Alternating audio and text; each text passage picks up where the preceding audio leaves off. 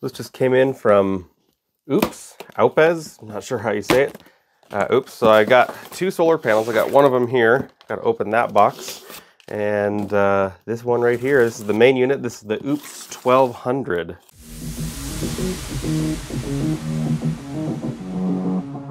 Now the trick to getting these solar generators or power stations out of the boxes is just to flip them over, because there's so much suction on them. It's a real pain in the butt.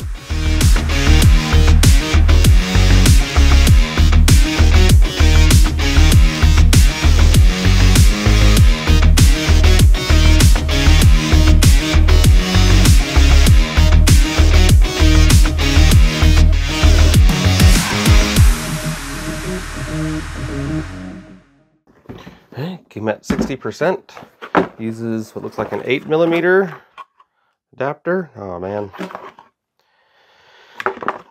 That's okay. I'm just not a huge fan of the 8mm personally. This right here is called a NEMA 550 plug. And this right here is called a C13. I really prefer when power stations only need this. So effectively, this power brick is built into the unit. It just makes life a lot easier. It's just personal preference. I'm just personally not a huge fan of 8mm because of its limitations on a power input. But that's okay. That doesn't make it a bad unit. Okay, we've got our user manual and our warranty card.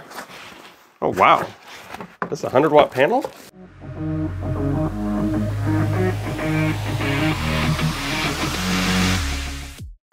I got a kickstand leg right there. Got tons of grommet holes. Big pouch on the back. So there's an 8mm to dual 8mm adapter, probably so we can have 2 of these solar panels. It looks to be probably a 10-foot cord, maybe 12-foot on the back. Well, that's interesting. The kickstand is inside the pouch. Okay, fair enough. 100-watt, 20% efficiency, 19.8 volts, 18 volt / 100 watt, set in direct sunlight to ensure the best performance. This is a 100-watt panel? I guess I could see that. Wow.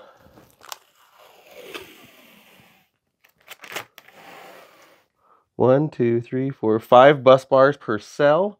There's these big gaps in between the cells, but a decent amount of bus bars. So in case you didn't know, the way solar panels work is basically a photon. It's coming down from the sun, hits this, and inside the different elements in this cell, it pushes an electron that gets that charge from the photon and jumps onto these different rows of usually aluminum here. And then those find their way into the black box that's usually on the back of the solar panels. And that goes into the cords, and then that goes into here, and it gets converted to battery power. Interesting enough? Let's get right into it.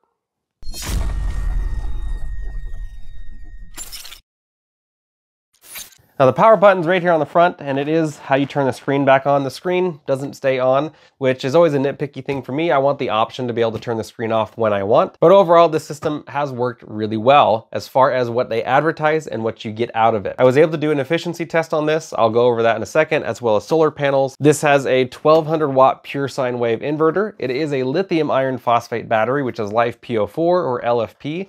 And that's what most people want to see in these systems, and that's really nice that they're providing that. What that means is you're going to get about 3,500 cycles out of it, meaning you can drain this all the way down from 100% to 0% and then back up to 100%. You can do that once a day for 3,500 days, basically 10 years.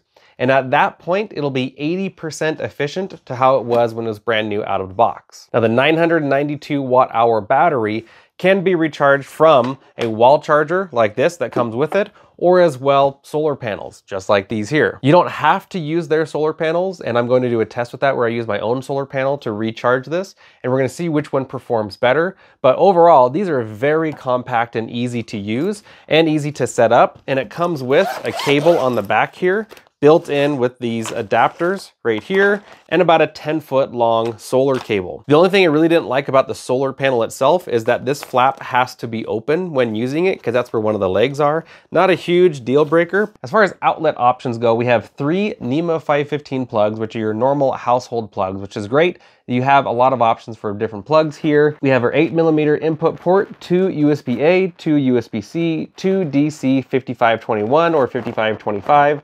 Not sure which one they are, and then a cigarette lighter plug right here. On the back, we do have a light. I don't typically like lights on these, but if it's on the back, I prefer it that way because then I can shine it up against a wall and have it illuminate a large area. It's not shining directly in my eyes. Now, this is capable of running the full 1200 watts all the way from full down to almost empty. But when I did the efficiency test on this, what I did is I put a 0.2C discharge on it. This basically has a 1000 watt hour battery. So I put about a 200 watt load on this to see how long it would run. When I did that test, I got 81% efficiency out of it. Meaning out of the 992 watt hours, I'm gonna call it 1000 watt hours for easy math, I basically got out 810 watt hours from it. So if I were to run a refrigerator on this, I can easily account for about 8 hours of nonstop runtime. The same would apply if it was a freezer. It depends on the type of freezer. Chest freezer is even more efficient than an upright freezer. But for running simple things, this will absolutely do it, but it's not really gonna be big enough for backup power when you really need it the most, because this doesn't have enough battery to run something like a refrigerator, which is the #1 item people want to run during an emergency. It can't run it all night long. And so for that reason, it is in kind of a weird stage where it's not big enough to run what you need, but it is big enough to run a lot of things for a short period of time. Now, to me, one of the most important things with all of these systems, and you can see I test a ton of these systems, is the solar input. Because with a gas generator, you can always just add more gasoline as long as you can get gasoline from the gas station. But in these, you have to have solar panels to be able to recharge it. Now, you could use a gas generator to recharge this. That's kind of against what its purpose is. You could do that in a pinch, but its purpose is to be able to be recharged from solar panels. So we're gonna go jump into that solar panel test right now.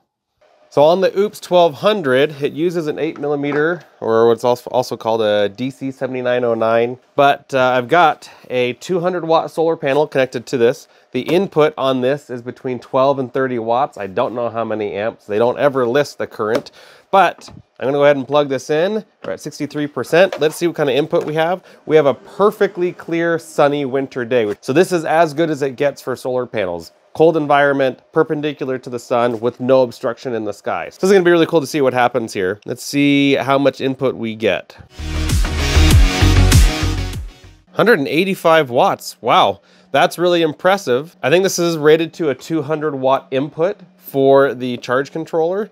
I have multiple other videos and tests that I've done today and yesterday where each of those panels, the 200 watt panels, were making more than 200 watts. I've actually gotten 214 watts out of those 200 watt panels. So they really do perform extremely well. And I replicated that today, but on this we're only getting 185, which is really good, but is not 100% of the rated input. So maybe what that means is if I tied in another 200 watt panel and did a parallel, I'd have a little bit more amps. I'm assuming that this is maxed out the amps. And this is the difficulty with 12 to 30 volt charge parameters is there's no easy solar panel setup that gives you 30 volts input.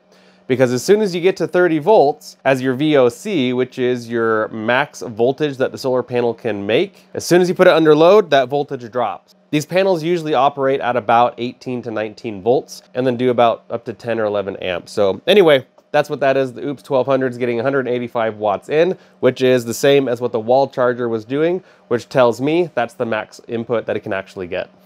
Oupes did send these 100 watt folding solar panels as well. So I'm gonna go ahead and connect these up. The difficulty is they do not come with long cables.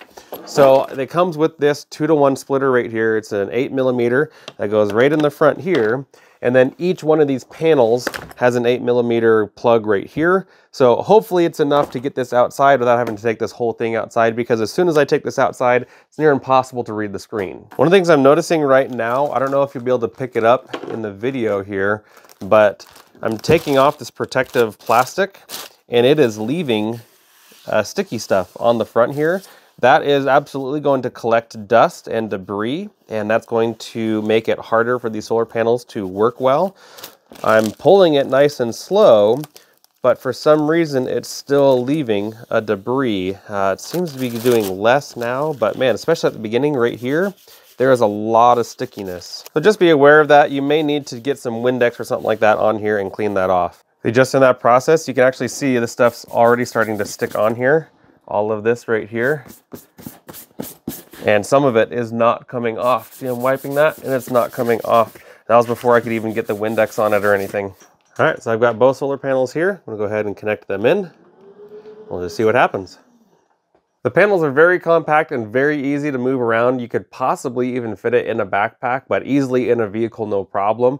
So if you really needed something super portable, those panels are going to be good for that. We are maxing it at 169 input on the watts, and we have a perfectly clear sunny day during the winter, so this is ideal conditions for those panels to operate in, and we are getting 169. This is running an electric heater. It's warming up right now. It should be more than 1200 watts, more than the output on this. We'll see if we can run it.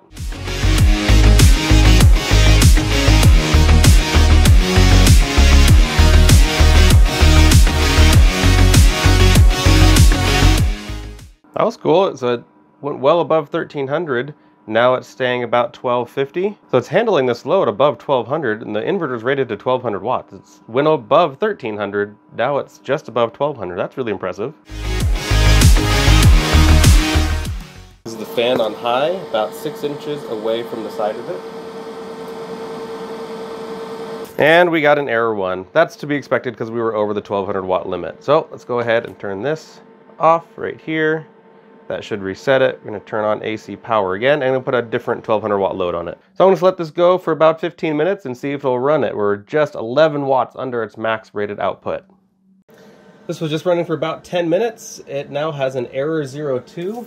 Error 02 is battery low voltage protection. So unfortunately, it's not capable of running its max load all the way down to 0%. It's saying it's shutting off because the battery voltage is getting too low. Now I've got the wall charger plugged in, and I'm getting 184 watts from AC power.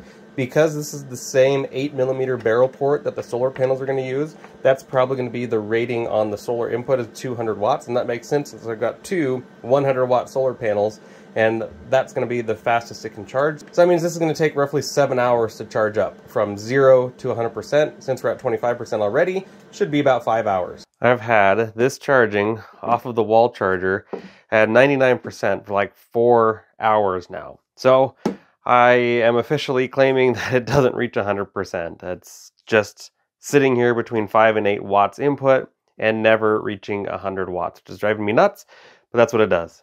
So you can see we got really close to the 200 watt max solar input, but not quite 200 watts. And these panels, they speak for themselves as far as how they work. Those are the results. That's just the best conditions I could get and real world testing. So it is able to run 1200 watts consistently without having any issues. So if you need to be able to run a heavy load like that for a short period of time, it could definitely do it. If you need to run something like a refrigerator all night long, unfortunately the battery's not big enough. For me, the biggest difficulty is that I can't get enough solar input into this to fully recharge it from 0 to full in a single day while still running that equipment. For example, a refrigerator is going to use about 100 watt hours per hour. So even if these panels were providing 200 watt hours per hour input, I'm going to be outputting 100 watt hours per hour, which means I'm only getting 100 watt hours per hour into this, which makes it impossible to recharge in a single day from 0 to full. For me, that is a core part of why I do this testing and what I believe in. These systems have to be able to recharge in a single day while still running vital equipment.